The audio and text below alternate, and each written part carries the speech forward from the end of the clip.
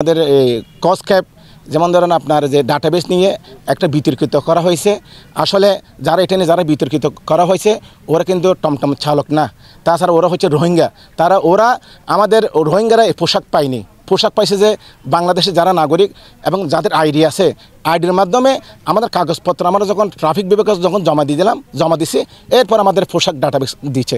আমাদের সুন্দর অবস্থানকে নষ্ট করার জন্য, সুন্দর পরিবেশকে নষ্ট করার জন্য তারা আমাদের পিছনে উঠে পড়ে লেগেছে। আমরা এটার তীব্র প্রতিবাদ জানাই। এই যে ট্রাফিক বিভাগ থেকে আমাদের ইউনিফর্ম দিছে, একটা কার্ড দিছে, এটা আমরা অন্যায় করতে পারবো না। আমরা অন্যায় করতে গেলে আমাদের স্ক্যানের মাধ্যমে আমাদেরকে পরিচিত তুলে ধরতে পারবে। তো আমরা এখানে অনেক রোহিঙ্গারা এখানে এই কার্ডগুলো পাই নাই। আমাদের নিয়ে যে অপপ্রচার ছড়াচ্ছে ও অন্যান্য কথা বলতেছে, এগুলো হচ্ছে রোহিঙ্গারা এখানে এগুলো পাচ্ছে না দেখা, এরা গাড়ি চালাতে পারতেছে না দেখা, এরা কোন খারাপি চিন্তাকারী লুটপাট করতে পারতেছে না দেখা এরা অপপ্রচার চালাচ্ছে। এদের থেকে আমরা মুক্তি চাই। আর আমাদের এইটা সুন্দর একটা ব্যবস্থা করেছে আমাদের ট্রাফিক বিভাগ থেকে। কোনো জিনিস যদি গাড়িতে ফেলে যায় আমাদের এটা স্ক্যান করে আমাদের ট্রাফিক বিভাগের নাম্বার পাওয়া যায়, টুরিস্ট পুলিশের নাম্বার পাওয়া যায়, আমার নাম্বার পাওয়া যায়। তো আমাদের এখান থেকে এই নাম্বারটা নিয়ে আমাদেরকে যোগাযোগ করতে পারে।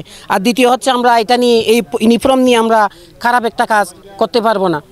এই কার্ডটা না থাকার কারণে কি হয়েছে, আপনার পর্যটকটা কি হয়রানি করতেছে। কারণ ওইটা থাকলে তো আর হয়রানি করতে পারবে না।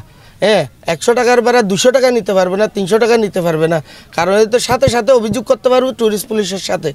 যদি এই কার্ডটা থাকার কারণে আমাদের আলহামদুলিল্লাহ এটা ভালো হয়েছে। আবার বিশেষ করে কথা হচ্ছে যে এই ডাটাবেস পোশাক থাকলে আমরা কক্সবাজার শহরে আমাদের নিরাপদ, পর্যটন নিরাপদ এবং লোকাল মানুষ নিরাপদ। বিগত সময়ে আপনার গাড়িতে কোনো জিনিস যদি পেলে গেলে আমাদেরকে খুঁজে পেত না। এখন আমাদের ডাটা স্ক্যান করলে আমাদের পুরো অ্যাড্রেসটা চলে আসতেছে। একটা নীতিমালা তৈরি করেছে কক্সবাজার ট্রাফিক বিভাগ থেকে। এই নীতিমালাটা আমাদের কক্সবাজারের ড্রাইভার যারা আছে, আমরা মালিক চালক যারা আছে সবার জন্য আমরা উপকৃত হব। কিন্তু এটা যারা শোষণকারী, যারা এই টমটমের লাইসেন্স ভাড়া নিয়ে যারা আজকে নির্যাতন করতেছে তাদের জন্য ভালো হবে না। বিদায় আজকে তারা এই কিছু করতে পারতেছে না।